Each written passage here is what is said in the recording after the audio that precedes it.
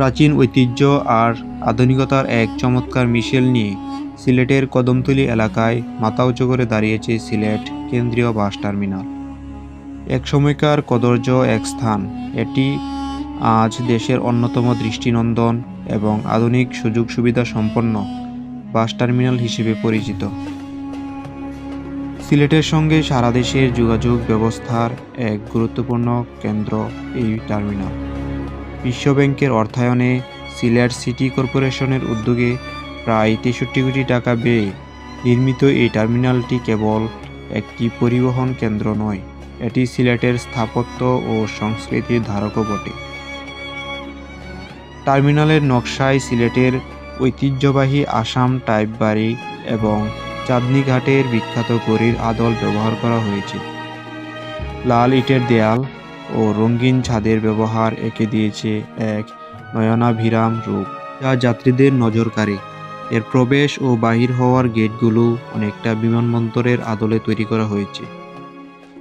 এই টার্মিনালকে দেশের প্রথম ডিজিটাল বাস টার্মিনাল হিসেবে আখ্যায়িত করা হচ্ছে।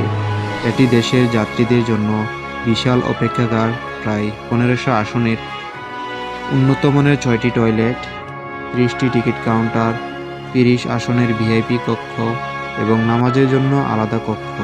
এছাড়াও ব্রেস্ট ফিডিং জোন ও প্রাথমিক চিকিৎসার মতো সুযোগ সুবিধা থাকার কথা রয়েছে।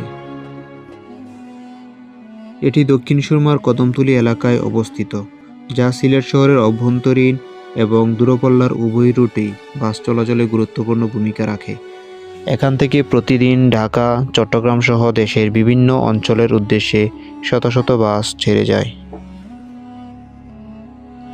শাহজালাল বিজ্ঞান ও প্রযুক্তি বিশ্ববিদ্যালয়ের স্থাপত্য বিভাগের শিক্ষকদের নকশায় এই টার্মিনালটি নির্মিত হয়েছে।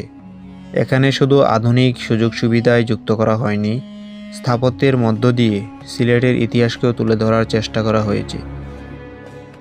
এটি প্রমাণ করে যে ঐতিহ্য আর আধুনিকতা একই সাথে সহাবস্থান করতে পারে। আপনি যদি সিলেট ভ্রমণে আগ্রহী হন, তবে এই টার্মিনালটি আপনার প্রথম দর্শনীয় স্থানগুলোর মধ্যে একটি হতে পারে। আর আধুনিকতা ও নান্দনিকতা আপনার যাত্রার অভিজ্ঞতাকে আরও আনন্দদায়ক করে তুলবে। তবে কিছু রিপোর্ট অনুযায়ী উদ্বোধনের পরপরই এর রক্ষণাবেক্ষণ এবং অব্যবস্থাপনায় কিছু অভিযোগ উঠেছে।